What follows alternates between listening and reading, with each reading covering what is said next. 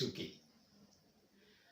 आज के दिन मैं आप लोगों के सामने प्रभु की महिमा के लिए एक और अनुभव रखना चाहूंगा। मैं और आप एक पारिवारिक जिंदगी बिताने वाले लोग हैं या एक परिवार के सदस्य हैं। इस दुनिया में जब हम रहते हैं, अनेक कठिनाइयों मुझे और आपको सामना करना पड़ते हैं। इस दुनिया में कई लोग उसी की वजह से हार जाते हैं, मगर जो प्रभु यीशु में विश्वास रखते हैं, उसी के विश्वास के जरिए आगे बढ़ते हैं और उस कठिनाइयों से जीत पाते हैं। जब भी हमारी जिंदगी में कुछ आशीष मिलते हैं, कई लोग हमसे बताते हैं यू आर सो लकी, आप बहुत भाग्यवान हो, या हम बोलेंगे इट्स अ कोइंसिडेंस, मुझे वो मिल गया।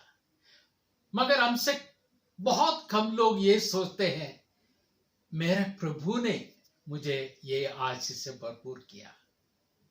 जो व्यक्ति प्रभु को महत्व देते हैं, उनका जिंदगी में हमेशा हर कामों में प्रभु के हाथ दिखाई पड़ते हैं।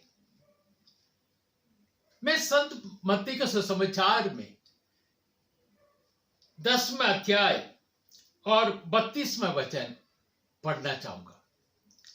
जो मुझे मनुष्य के सामने स्वीकार करेगा, उसे मैं भी अपने स्वर्गीय पिता के सामने स्वीकार करूंगा, और जो मुझे मनुष्यों के सामने अस्वीकार करेगा, उसे मैं भी अपने स्वर्गीय पिता के सामने अस्वीकार करूंगा। इसमें पवित्र वचन में हम कई बार पढ़ते हैं, प्रभु हमसे कहते हैं तुम मेरे साक्षी हो।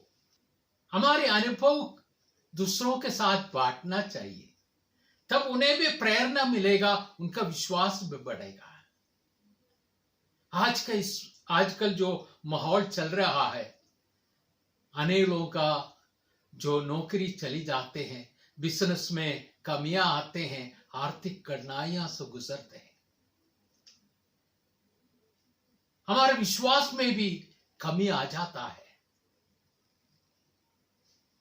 मगर मैं एक वचन और पढ़ना चाहूंगा, उसके बाद मैं अपनी एक अनुभव आप लोगों के सामने रखना चाहूंगा इसी के बारे में। ये वचन में पढ़ते हैं संत योहन के सुसमाचार 4 अध्याय 14 चैप्टर में 21 और 23, ये 2 वचन मैं पढ़ना चाहूंगा। जो मेरी आज्ञाएं जानता और उनका पालन करता है, वही मुझे प्यार करता है, और जो मुझे प्यार करता है उसे मेरा पिता प्यार करेगा, और उसे मैं भी प्यार करूंगा और उस पर अपने को प्रकट करूंगा। और 23वें वचन में दोबारा यीशु हमसे कहते हैं, ईसा ने उसे उत्तर दिया, यदि कोई मुझे प्यार करेगा तो वह मेरी शिक्षा पर चलेगा। मेरा पिता उसे प्यार करेगा और हम उसके पास आकर उसमें निवास करेगा, उसमें निवास करेंगे। यह प्रभु यीशु का वायदा है। यीशु में प्रिय भाई और बहनों, मैंने जैसे कहा, हम भी एक पारिवारिक जिंदगी बिताने वाले लोग हैं। हमारी जिंदगी में भी जब हम देखते हैं कई कठिनाइयों का सामना करना पड़ा है। जब 1997 में 1997 में मैं एक आईटी इंडस्ट्रीज में काम करते थे, कई 12 साल से काम करते थे उस बड़ा ऑफिस में, अच्छा पोजीशन में थे, अच्छा तनख्वाह पाते थे, मगर फाइनेंशियल क्राइसिस की वजह से वो कंपनी अचानक बंद हो गया। उसके थोड़े ही दिन के बाद या कुछ महीनों के बाद मेरे जो पत्नी, जो सालोरा इंटरनेशनल नाम का एक आईटी इंडस्ट्री में जो काम करती थी, उनको भी सेम प्रॉब्लम हुआ, उसका नौकरी को भी प्रॉब्लम हो गया, उन्हें रिसाइन करना पड़ा। आप सोच के देखिए, एक परिवार में जो दो व्यक्ति कमाने वाला है, जब ये अचानक उनकी जो आमदनी खत्म हो जाता है या बिल्कुल नहीं मिल पाते हैं, तो उस परिवार में क्या संभव हो सकते हैं। मुझे जो पैसा मिलने थे वो भी नहीं मिल पाया, क्योंकि अचानक बंद हो गए थे कंपनी। मेरे दोनों बेटे उस समय छोटे थे और पढ़ रहे थे, तो खर्च के बारे में मुझे बताने की जरूरी नहीं है। हम ऐसे लगा हम डूब रहा है, मगर हमारे प्रार्थना में कोई कमी आने के लिए प्रभु ने अवसर नहीं दिया। उस समय में भी प्रभु के वचन के अनुसार जीवन बिताने के लिए कोशिश किया। और मेरे पत्नी काफी कोशिश किया एक नौकरी दूसरा मिलने के लिए, मगर उन्हें नहीं मिल पाती थी। कई वजह है, उस समय नौकरी मिलना भी बहुत मुश्किल थे उस पीरियड में, क्योंकि काफी दफ्तरों में ये प्रॉब्लम चल रहे थे।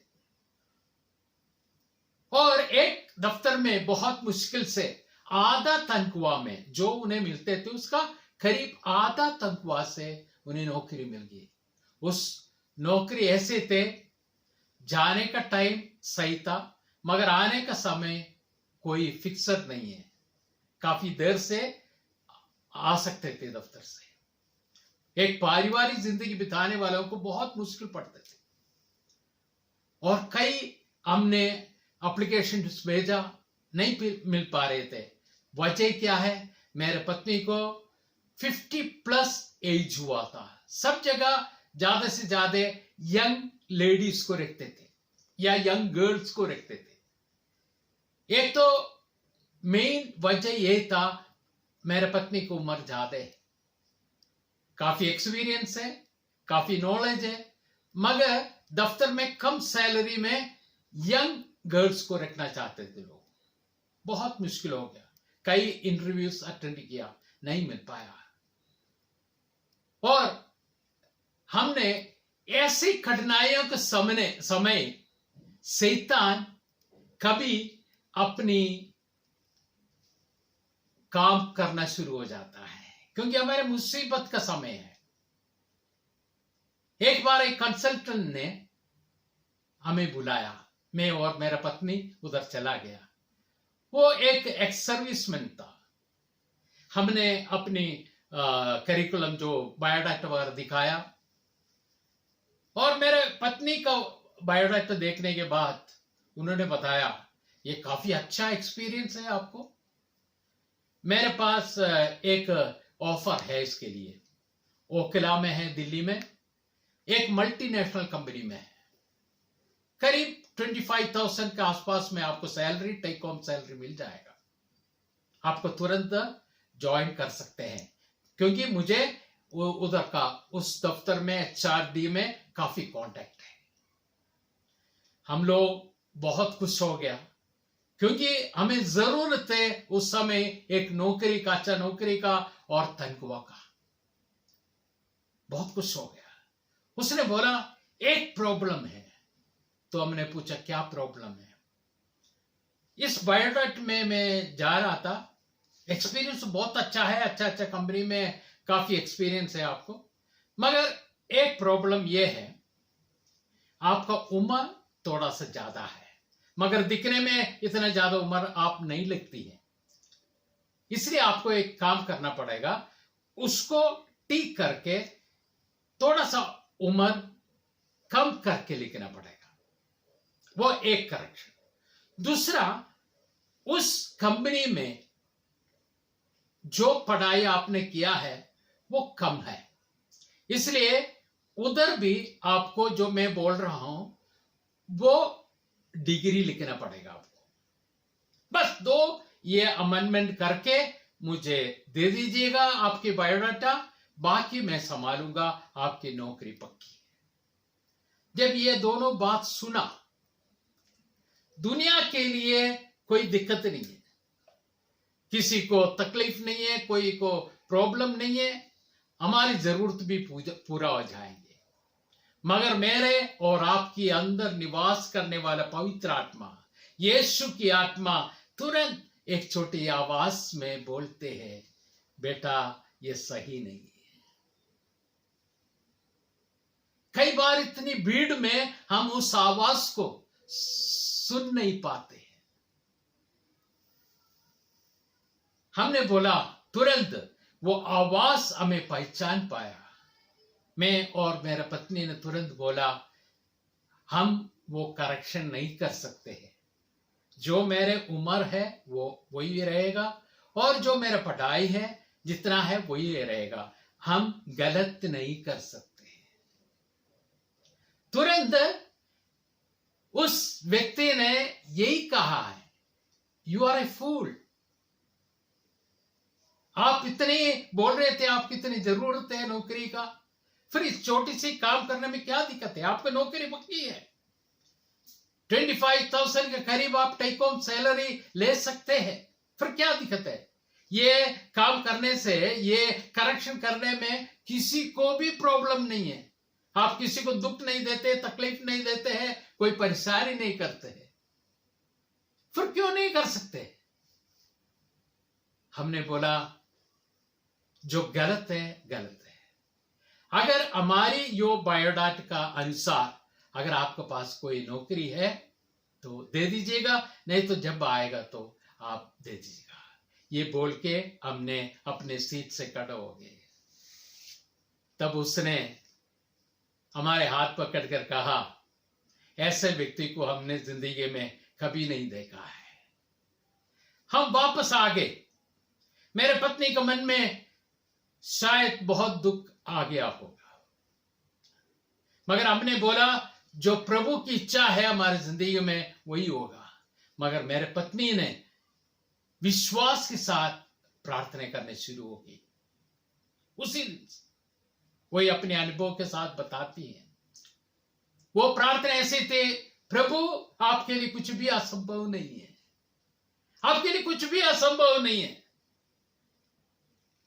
मुझे एक नौकरी चाहिए, मुझे 5 दिन काम करने वाला दफ्तर चाहिए, और साइड टाइम पर निकलने वाला दफ्तर चाहिए।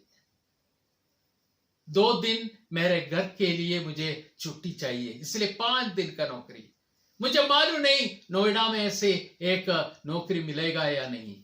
दिल्ली में जाना नहीं चाहते हैं क्योंकि काफी दूर है, समय लगता है, इसलिए मुझे नोएडा में ही चाहिए, क्योंकि आपके लिए सब कुछ संभव है। उसी विश्वास के साथ प्रार्थना करने शुरू किया। यीशु में प्रिय भाई और बहनों, प्रभु के वचन कहते हैं, ढूंढो तुम्हें मिल जाएगा, खटखटाओ तुम्हारे लिए खोला जाएगा, मांगो तुम्हें दिया जाएगा। जी हां, विश्वास के साथ जो व्यक्ति पुकारते हैं वो पुकार प्रभु के कानों में पहुंचते हैं। क्योंकि इसलिए मैंने कहा, थोड़े ही दिन में मेरे पत्नी के लिए कॉल आ गई, आपको इंटरव्यू के लिए आना है। तो मुझे टेलीफोन करके बताया, ऐसे एक जगह से कॉल आ गया है, तो मुझे इंटरव्यू के लिए बुलाया। मैं तुरंत बोल दिया, आप उनको बता दो आपकी उम्र इतनी है और आपका इतनी एक्सपीरियंस है। उसके बाद अगर उनको सही लगते हैं तब इंटरव्यू में जाएंगे। उसने बोल दिया, मेरा उम्र यह है और इतनी एक्सपीरियंस वाला है। और वो इंस्टीट्यूशन का आदमी बोला, आपका एक्सपीरियंस देके हमने बुलाया है, आप आइए। जो भी है, उसने इंटरव्यू अटेंड किया, 3-4 राउंड, और बड़ा अधिकारी इसके साथ इंटरव्यू हुआ। उसके बाद अपॉइंटमेंट लेटर लेकर वो घर पे आ गए। वो अपॉइंटमेंट लेटर कहां से मिला? वो इंस्टीट्यूशन है अमिटी यूनिवर्सिटी नोएडा में। आज भी मेरी पत्नी उधर काम कर रही है पिछले 13 साल से। जो सैलरी हम सोचा था शायद उससे अधिक मात्रा में प्रभु ने दिलवाया। जो प्रार्थना उन्होंने की थी 5 दिन की नौकरी, और साइड टाइम पे निकल सकते हैं, साइड टाइम में जा सकते हैं, और घर के पास से कैब में जा सकती है। ये सारा महिमा प्रभु यीशु के दे रहा हूं, क्योंकि इसलिए है जब हम अपनी कठिनाइयों से गुजरते हैं हम कमजोर हो जाता है, प्रार्थना करने भूल जाते हैं। मगर जो व्यक्ति विश्वास के साथ प्रभु के लिए सब कुछ संभव है यह विचार के साथ प्रार्थना करते हैं, उनके जिंदगी में चमत्कारी काम उन्हें देखने को मिलते हैं। ये आप लोगों के सामने इसलिए मैंने बताया है। आपके कठिनाइयां कुछ भी हो, आपकी जो उल्कंडा कुछ भी हो, आपकी निराशा कुछ भी हो, आप वो लेकर प्रभु के चरणों पर आइए। हमारे जिंदा परमेश्वर यीशु के चरणों पर आइए और देखिए यीशु हमें कैसे आशीष देते हैं। यीशु कहते हैं तुम्हारा क्रूस उठाकर मेरे पीछे हो लो। अगर हम ये कोशिश करें अपनी क्रूस अपने आप उठाने के लिए तो वो बहुत वचन लगेगा। जब यीशु के संग संग चलेंगे हमें बहुत हल्का महसूस होगा और इस दुनिया को हम जीत पाएंगे। साथ ही साथ हमारे ये अनुभव ये भी बताते हैं, कई बार हमें ये लगेगा ये आशीष है, मगर कई बार वो शैतान हमें प्रभु से अलग करने के लिए कोशिश करते हैं। ये पहचानने के लिए जो हमारे मेरे और आपके अंदर जो निवास करते हैं उस पवित्र आत्मा का जरूरत है। वो हमें बताएंगे कौन सा रास्ता सही है, कौन सा रास्ता गलत है। जब हम प्रभु के लिए जो पहले नौकरी ठुकराया, जो प्रभु ने उसी विश्वास के अनुसार एक अच्छा नौकरी प्रभु के महिमा के लिए मैं बता रहा हूं, एक अच्छा नौकरी हमारी जिंदगी में दिया। सारे महिमा हमारे प्रभु यीशु को दे रहा हूं। प्रभु की महिमा के लिए ये गवाही मैं आप लोगों के सामने रखता हूं। जय यीशु।